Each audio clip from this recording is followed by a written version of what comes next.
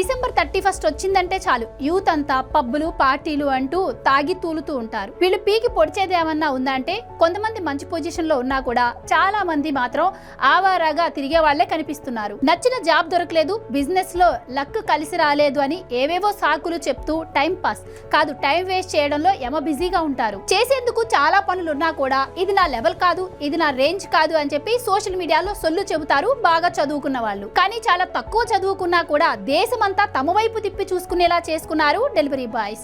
ఒక్క రోజులోనే 100 కోట్లను సంపాదించారు. నువ్వు పబ్బులో మ్యూజిక్ కి స్టెప్ లేస్తుంటే వాళ్ళేమో రోడ్ల మీద ఆర్డర్ల కోసం పరుగులు తీశారు. నువ్వేమో ఫోన్ లో టైం వేస్ట్ చేస్తుంటే అదే ఫోన్ ను సంపాదనకు ఆయుధంగా మార్చుకున్నారు. దాని ఫలితమే ఒక్క రోజులో 100 కోట్లు సంపాదించి రికార్డు సృష్టించారు. జొమాటో, స్విగ్గీ, బ్లింకిట్ ఈ అన్ని సంస్థలు కూడా ఒక్క రాత్రే 75 లక్షల ఆర్డర్లను డెలివరీ చేశాయి. నిజానికి ఈ న్యూ ఇయర్ కి గిగ్ వర్కర్లు సమ్మె చేద్దామనుకున్నారు. కానీ సంస్థలు వాళ్ళకి ఇన్సెంటివ్ ప్రకటించడంతో వాళ్ళ పంతాన్ని పక్కన పెట్టి పనిలో నిమగ్నమయ్యారు. వాళ్ళకి తెలుసు అవకాశం ఉన్నప్పుడు అహంకారం చూపించకూడదు అని. 2026లో కూడా ఇంకా పని లేదు అని సాకులు వెతుక్కుంటూ కూర్చుంటే కష్టపడేవాడు ఇలా కోట్లు గడిస్తూ ముందుకెళ్తూ ఉంటాడు. పనిలో ఏది చిన్నది కాదు, కష్టపడే మనసు ఉండాలే కానీ రోడ్ల మీద వెళ్లే బైకులు కూడా కోట్లు గడిస్తాయి అని చెప్పి ఈ డెలివరీ బాయ్స్ నిరూపించారు. ఇప్పటికైనా స్మార్ట్ ఫోన్ లో టైం వేస్ట్ చేయడం ఆపేసి నీకంటూ ఒక దారి వెతుక్కో. సమాజం ఎప్పుడైనా నీ సక్సెస్ నే చూస్తుంది గానీ నువ్వు చెప్పే సాకులని కాదు.